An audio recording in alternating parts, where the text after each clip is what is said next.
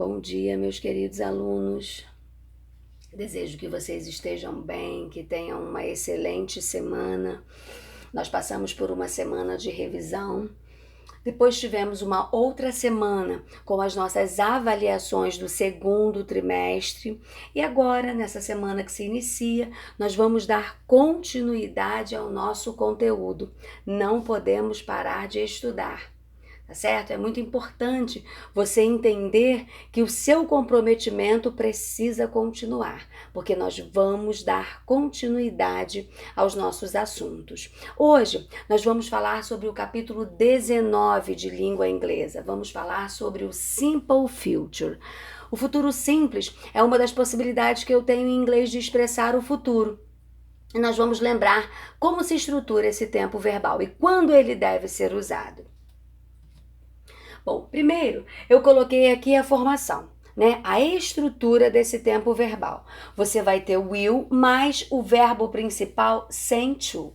Não esqueça que os tempos verbais, eles têm verbos auxiliares, né? Específicos daquele tempo verbal. Ó, no simple past nós temos did, no simple present nós temos do e does, são os tempos verbais que nós já vimos. E no futuro, né? No futuro simples, qual é o verbo auxiliar? Will. Por isso, na sua estrutura, você terá will mais o verbo principal sem to. Coloquei aqui os exemplos para você. Primeiro, o exemplo afirmativo. Coloquei os pronomes ali. Vou usar a primeira pessoa. I will arrive tomorrow. Olha o que nós temos ali. Will mais o verbo principal sem to. Posso ter a estrutura negativa. They will not arrive tomorrow. Então, nós temos will mais not mais o verbo principal sem o to. Posso ter também a estrutura interrogativa. Como nós fazemos a estrutura interrogativa, vamos inverter a posição do verbo auxiliar. Esse will passa para o início da nossa oração. Will they arrive tomorrow? Podemos ter as formas abreviadas, as formas contratas. Will, eu posso estruturar da seguinte forma, apóstrofo LL. E o will not, que é a forma negativa, eu vou abreviar com won't. Tá certo? Você pode usar qualquer uma das duas, mas você precisa conhecer e identificar, né? Saber que esse apóstrofo LL é o will e que esse won't é o mesmo que o will not. Bom, então vamos lá, vamos entender em que situações, quando podemos e devemos usar o Simple Future. O futuro simples é usado para, primeira situação, prever fatos e acontecimentos. Pode ser usado também para indicar decisões tomadas no momento da fala. Pode ser usado ainda para oferecer ajuda ou fazer um pedido. Nesses casos, é muito comum o uso da forma abreviada apóstrofo LL. Tá certo?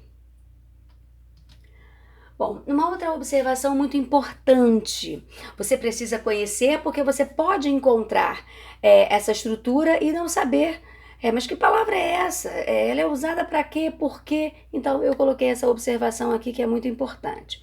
Quando você tem I ou we, é possível substituir o will por shall. Mas esse uso é considerado formal.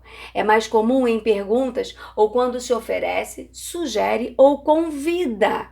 Mas não esqueça, você só pode fazer essa substituição quando você tiver como sujeito I ou we.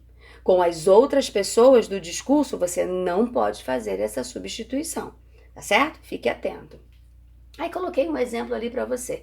Shall I help you? Shall we eat now? What shall I do now? Shall we go? Então, esses mesmos exemplos que eu coloquei para você ali, eu poderia ter usado will? Sim, poderia. Mas tenho a possibilidade de usar shall também. Então, você precisa conhecer, porque você pode encontrar a palavra, né, dentro de um texto, dentro de uma oração, e não entender o motivo. Que palavra é essa? Por que ela foi usada? Agora você já sabe, tá certo? Mas, repito, fique atento nas situações em que ela pode ser usada, em que você pode substituir esse will por shall. Quando você tiver I ou we, e para indicar oferecimento, uma sugestão ou um convite. Bom, agora temos uma outra situação que também é importante ser mencionada. É a estrutura de uma oração condicional. Existem orações condicionais em que você vai usar o futuro nessa estrutura. Em todas as orações condicionais, professora, todas as vezes que eu tiver uma oração condicional, eu vou usar o simple future? Em todas não, mas em uma especificamente chamada de first conditional. É lógico que nós vamos estudar todas as outras orações condicionais, não agora, tá? Mas nós vamos estudar essas outras orações condicionais. Mas aquela que eu coloquei aqui, porque tem a estrutura do tempo verbal que nós estamos estudando, ela é chamada de first conditional. Essa construção é usada para expressar uma situação ou ação que pode acontecer no futuro. Bom, como será estruturada essa oração condicional? Ela será formada por dois tempos verbais distintos, tá certo? Eu vou ter uma oração que eu vou chamar de oração condicional e eu terei uma outra oração que eu vou chamar de oração principal.